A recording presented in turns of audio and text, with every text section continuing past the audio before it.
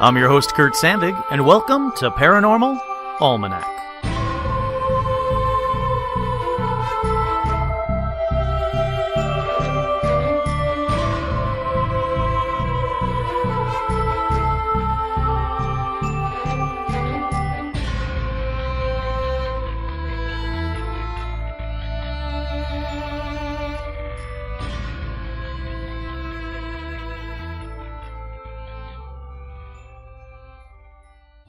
That's right, I am your host, CURT, and on this week's Patreon-only exclusive episode of Paranormal Almanac, we're going to talk about a couple of unexplained phenomena. And I mean unexplained. To this day, there are no rational explanations of what happened. And there's no need for shout-outs because this one is for you guys only. It's a Patreon-exclusive episode, the Patrons episode. That's right, the only way you get to hear it is if you're a patron, or a patron plays it for you, I guess. So, as a thank you to you guys, I'm doing this one just for you. And that's Stitch chewing in the background just for you. So no debunking either. I don't know what happened with either of these stories, like I said. And like I said, there isn't anything I could debunk about them, even when I tried. So, please enjoy this patron-exclusive edition of Paranormal Almanac. Let's get right to it. First up, let's talk about something that happened in England in 1855, when a small town and the surrounding areas was seemingly visited overnight by the devil. You heard that right, the devil. Now it's called the Devil's Footprints, and it occurred on February 8th, 1885, around the Exe estuary in East and South Devon, England. On the morning of February 9th, the townspeople started waking up and going outside to start their daily routines, whatever that might have been in 1855. When one after another noticed something odd. There was a heavy snowfall the night before, but that wasn't the odd part. I'm getting there, don't worry. What was odd was that because of the heavy snowfall, there were fresh tracks in and around the town. And I mean everywhere, up to houses, down the streets. The townspeople found trails of hoof-like marks covering a total distance of some 40 to 100 miles. Depending on what source you read, the bare minimum distance between the townspeople and the surrounding area's townspeople's spotting of these trails are anywhere from 40 to 100 miles. At the bare minimum, whatever this thing was, it walked 40 miles overnight. And it took me a minute to figure out how they knew the distance, since a person couldn't travel that distance in a day and see fresh tracks at the time. How they knew the total distance was because of the surrounding areas reporting that they had the Devil's Foot tracks in their areas too. So, as these areas started reporting seeing these same tracks, word started to travel over the next few days, and that's when they figured out, oh, you saw it in this town, you saw it in this town. This thing was everywhere. The area in which the prints appeared extended from Exmouth, or Exmouth, I don't know, up to Topsham, and across the Exe estuary to Dawlish and Teignmouth. So, why did they jump immediately to the devil? Well, like I said, the tracks were hoof prints left by a bipedal thing, person, creature, whatever it was. These hoof prints were bipedal. They were not 4 hoof prints, just in case you needed that kind of information. It was something walking on 2 legs, leaving hoof prints, most of which measured about 4 inches long, 3 inches across, and between 8 and 16 inches apart. And mostly in a single file. And when I say mostly, there was a couple of times where it seemed like it either had doubled back or there was something just off center from it. But for this at least 40 miles, if not 100 miles, it was a single file creature leaving hoof print marks between 8 and 16 inches apart. And just to give you an idea how widespread, there were reports from more than 30 locations across Devon and a couple in the Dorset houses, and not just on the ground walking. No, these hoof prints went through rivers, up and over haystacks. Whatever this thing was, it went over a lot of obstacles. I'm talking they were found on the tops of snow-covered roofs without anyone inside ever hearing whatever it was that made them, and straight over 14-foot-high walls. That'll come up in a little bit. As well as leading up to and exiting various drain pipes as small as 4 inches in diameter. And again, that part, the drain pipe part, is important, so just remember that in just a little bit. Now again, there's a lot of reports online. Since it was 1855, a lot of it is, let's just say, been flourished a little bit, depending on what site you read. Some even say that the hooves cut right through the snow and nearly to the ground below, almost as if they had been burned there. It's an interesting report, but take that one with a grain of salt. And this next part is actually from a news report that happened around that time. It wasn't immediate, but it was around that time. It appears on Thursday night last, there was a heavy snowfall in the neighborhood of Exeter and the south of Devon. On the following morning, the inhabitants of the above towns were surprised at discovering the footmarks of some strange and mysterious animals endowed with the power of ubiquity, as the footprints were to be seen in all kinds of unaccountable places, on the tops of houses and narrow walls, in gardens and courtyards enclosed by high walls and palings, as well as in open fields. R.H. Busk, in an article published in Notes and Queries during 1890, stated that footprints also appeared further afield as far south as Tottnes, Totnes, and Torquay, Torquay, and that there are other reports of the prints as far away as Weymouth and even Lincolnshire. Now, again, since this happened in 1855, first-hand evidence of this event is really hard to find. In fact, the first written account besides the news article was written in 1950, and this was after a collection of documents belonging to Reverend H.T. Ellacombe. He was the vicar of Clis St. George in the 1850s. Well, his documents were discovered. And these documents included his personal letters, some tracings of the footprints, which are very cool, and a letter to the Illustrated London News marked, quote, "not for publication." Here's part of that letter that really pertains to this story. The marks which appeared on the snow, which lay very thinly on the ground at the time. Let me pause right there. The snow was laid very thinly on the ground, so it wouldn't be hard for the hooves to, quote, burn their way straight through the snow to the ground. It was thin snow. But the thin snow is also important because the fresh tracks from the 40 to 100 miles were very clear because the snow wasn't covering up the tracks after the fact. So it's important on both angles. Anyhow, back to his story. He says the marks which appeared on the snow, which lay very thinly on the ground at the time, and which were seen on Friday morning, to all appearances, were the perfect impression of a donkey's hoof.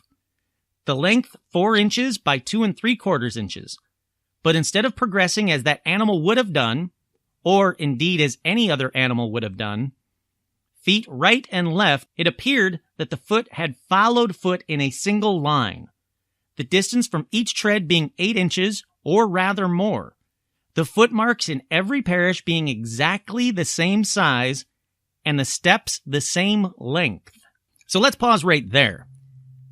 The footprints were all exactly the same size, and the distance was exactly the same length. This would normally make me think that this is a hoax. But again, this was all done in one night for over 40 to 100 miles in 1855. It would be impossible for one person put down footprints that precise, or hoof prints that precise. But it's also very telling because one of the theories, or the leading theories that I'm going to get to in just a little bit, will be debunked because of this precise measurement. Anyhow, back to R.H. Busk's document. He says the footprints were soon named Devil's Footprints, or Tracks of Satan, which is a way better title, because of their shape and resemblance to a cloven hoof. Some people started to really believe the devil himself had made the footprints. People were so scared for some time after the event and avoided venturing outside after midnight. Okay, so that's R.H. Busk's document that pertains to the Tracks of Satan, which again, way better title. Now let's get to a few leading theories on what could have made these tracks, okay? The first, that it was a kangaroo. why this is one of the leading theories is really weird and bizarre, and I don't buy it, but we'll get into it anyway. All right, it was a kangaroo. Perhaps, people reasoned, a kangaroo had escaped from a nearby private zoo. It would explain the bipedal tracks and, quote, kangaroo footprints do make an odd shape. Okay, I guess they do, but since there was no reports of a missing kangaroo or any kangaroo ever spotted, and a simple Google search of kangaroo footprints showed me that they don't look anything like hooved prints at all, so let's just say no to the random kangaroo jumping around 40 to 100 miles through town, over walls, and on rooftops, okay? One of the next leading theories was that it was a badger. Let's just stop with the random small bipedal animals. The distance alone makes this one completely ridiculous, as does the scaling of the 14-foot-high walls and the rooftops. So no, it wasn't a donkey, it wasn't a badger, and it wasn't hopping mice, which is another popular theory of what happened. Hopping mice. No. The next one. It was a weather balloon. So there is a very, very, very popular theory about a stray weather balloon or hot air balloon dragging its anchor across the town. So you know how I told you to remember the drainage pipes? Well, here's why. A balloon couldn't go through such a small drainage pipe, nor could it magically float over the pipe from one end to the other so perfectly. And speaking of perfectly, remember how they said that there were precise distances between? A balloon that's randomly dragging an anchor will not be that precise ever. So even if someone had devised an anchor of 2 horseshoes and they tied it to the balloon and the balloon got away, it would be skipping and dragging randomly. Not to mention it would have got caught on the roof or a nearby tree or the nearby forest of trees. So, no. And if you really want to get into it, there were never any reports of missing balloons, nor were there any balloons ever found. So I'm going to say no to the weather balloon theory. The next popular theory is that it was a natural phenomena. It was rain. The way the rain hit the snow and froze could have made the marks. Well, not really. But how about this? Rain doesn't drop in a single file uniform space manner of tracks from 40 to 100 miles. Nope. No to the rain. Now, the tracks were never seen again, except maybe in 2009, because in 2009, a woman in North Devon discovered footprints similar to the 1855 marks in her garden. The 5-inch long footprints appear to have been made with a pair of hooves, and by something with a stride between 11 and 17 inches. When biologist Graham Inglis documented the 2009 footprints, they shrugged them off completely, saying the footprints are peculiar, but they're not the devil's. I don't believe the horned one has ever been in Woolsey. Personally, I think it belongs to a rabbit or a hare, but quite an academic punch-up has started over it. So, my question to biologist Graham Inglis, look, the rabbit could explain the drain pipes. I get that completely. What about the rooftops? What about the hay bales? What about the 14-foot-high walls? What about the 40 to 100 miles that this rabbit, lone rabbit, because like it said, it was single file, the 40 to 100 miles this rabbit must have traversed overnight? Also, many people who saw the 2009 footprints said the size and distance of the tracks don't really match. So, I'm going to say it wasn't the rabbit. Nobody knows what it was. It is very odd that it appeared in one woman's garden in 2009, but for all intents and purposes, from everything I could find, the only time the tracks of Satan ever appeared was in 1855. I'm going to just say it was the devil, and let's move on to the next one. Next up is another strange tale that may be proof of reincarnation. It's a really great story, and there's proof behind this actually happened. Now, this one took place in Hexham in England in 1957. So you see the pattern on this one, patrons? This is an all-England weird-ass stuff happening episode. Like I said, this one happened in England in 1957. The Pollock family was growing because Joanna Pollock was born in 1946. Then, in 1951, following a family move to Hexham in Northumberland, their second daughter, Jacqueline, was born. So they got their first daughter, Joanna, in 1946. Then, in 1951, after they moved, they had their second daughter, Jacqueline. Now, since their parents were very, very busy with work and making a home for the family, the girls were raised mostly by their maternal grandmother. And also, Joanna kind of mothered Jacqueline. The two girls were inseparable. Joanna liked wearing costumes and acting in plays she made up. Both girls liked combing people's hair, especially their fathers. And this is where it gets kind of weird. Joanna had a premonition she would never grow up, often saying, quote, "I will never be a lady." And here's a little bit more backstory on them that will come up a little bit later. Jacqueline fell into a bucket when she was 3, an accident that caused a small gash on her forehead over her right eye. It was near the root of her nose. And this formed a permanent scar that was slightly depressed and was especially visible in cold weather. Jacqueline also had a roundish, dark birthmark on the left side of her waist. Don't worry, this will come up later. It's important. Now let's move forward to 1957. Joanna was aged 11, and Jacqueline was age 6. And like I said, Joanna was like Jacqueline's mother. She was always with her. She was telling her what to do. She was teaching her a lot of stuff. She was teaching her how to read even. But on the morning of May 7th, 1957, tragedy struck. They were sadly both struck by a car and killed while walking to church with a friend. It was an alley with buildings or walls on both sides, so there was really nowhere for them to go. The driver was a local woman who was being forcibly separated from her own children, so she decided to commit suicide by driving after taking what she thought were a lethal quantity of aspirin and phenobarbital. Witnesses saw her driving erratically and strike the children. Joanna and Jacqueline were both killed instantly. Now, obviously, Joanna and Jacqueline's parents were grief-stricken, especially the father, John. He even declared that they would have another set of girls soon, but no one actually believed him. There was no history of twins in either of their families.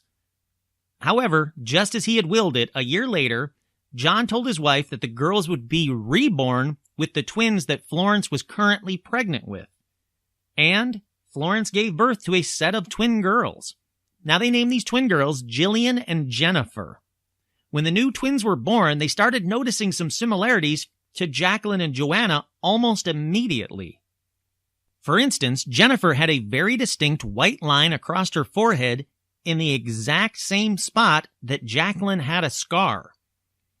She also had a dark brownish round birthmark on the left side of her waist at the exact spot that Jacqueline had it. Now, as the twins grew up, their parents continued to notice more and more things that seemed to prove that their daughters were reborn into Jillian and Jennifer. When the twins were about 3, the parents brought out the toys that had belonged to the dead girls and which had been boxed and stored in the attic. Jillian instantly claimed the doll that had belonged to Joanna, and Jennifer claimed the one that had belonged to Jacqueline. They both said the dolls had been gifts from Santa Claus, and they had been for Joanna and Jacqueline. And when Jillian saw a toy clothes wringer that had also been a gift from Santa Claus, she said, "There is my toy wringer," adding that Santa had brought that one too. The parents both confirmed that toy, the toy wringer, was Joanna's, and yes, it was a present from Santa. Another thing they thought that was odd was that Jillian went for just the toys that Joanna had had, and Jennifer just went for the toys that Jacqueline had had. They never fought over toys. They never wanted each other's toys. They wanted the toys that were associated with the specific dead girl. Another odd thing is that Florence, the mother, occasionally overheard Jillian and Jennifer discussing the details of the accident, which the parents and relatives and townsfriends never spoke about. In fact, one time she came across Jillian cradling Jennifer's head saying, "The blood's coming right out of your eyes. That's where the car hit you." When she told this to John, John recalled that when he identified the bodies, that Jacqueline's head was bandaged just above the eyes. Jillian once pointed to Jennifer's forehead birthmark and said, "That's the mark Jennifer got when she fell on a bucket." Again, details that no one in the family could figure out how these new girls would ever know. Here's a couple of more oddities. Florence had worn a smock while helping John with the milk delivery business, but put it away when she ceased that work shortly after her daughter's deaths. When the twins were about 4.5, John wore the smock to do some painting, and Jennifer asked him, "Why are you wearing Mummy's coat?" She then became annoyed at Jillian for not recognizing the smock. The older sister had been at school and had not seen her mother wearing the garment. Now, when John asked Jennifer how she knew the smock was her mother's, Jennifer said her mother had worn it while delivering milk. Now, the Pollocks had moved away from Hexham, where the original two girls had died, when the twins were about 9 months old. Basically, they were trying to get away and move on with their lives and not have daily reminders of their daughter's deaths, so they moved away. When they were about 4, the family visited Hexham again for the first time. So this is the first time that Jillian and Jennifer had ever been to Hexham.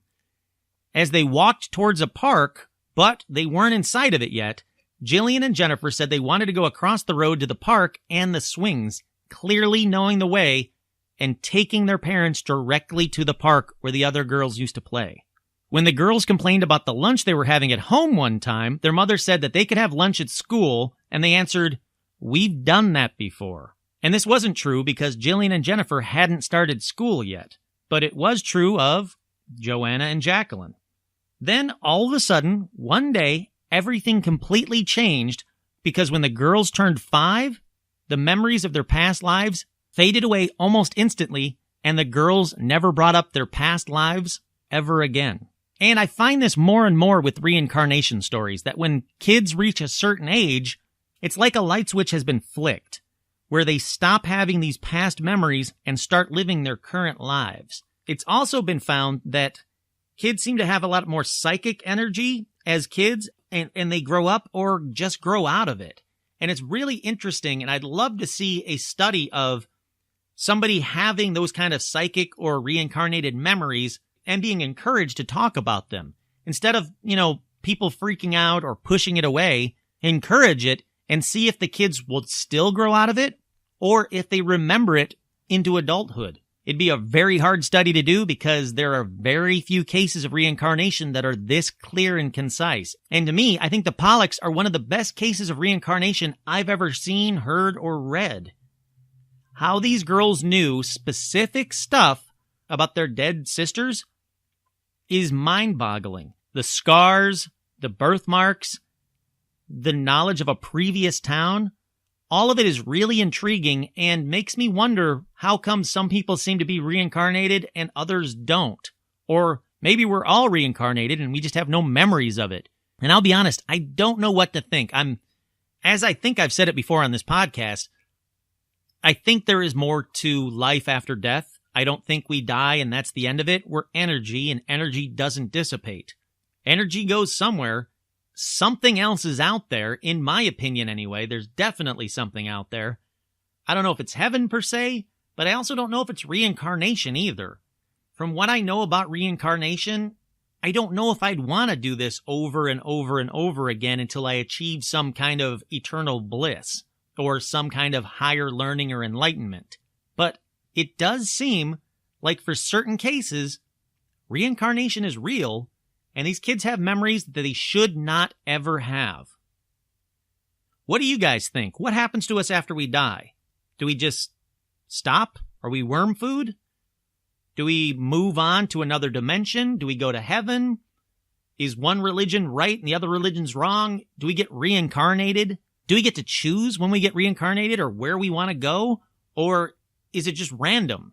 The second we die, are we instantly reincarnated in a new child that's being born? I know it's just like a heavy question, and I don't expect any of you to have the answer, but if you do have the answer, please let me know. I'd love to know.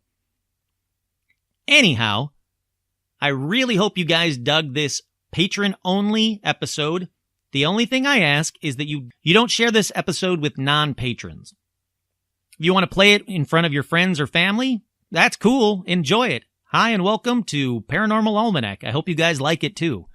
I just mean don't post it on Facebook or any social media because I haven't figured out how exactly I'm going to get this episode to you yet. I have a couple of ideas, but I think once you get the link, you would be able to kind of share it on social media if you wanted. I'm just asking you don't. I really want this one to just be for you guys, just as a thank you to the patrons. And I really hope you guys like this episode. Once again, I'm Kurt Sandvig, and this has been a Patron exclusive.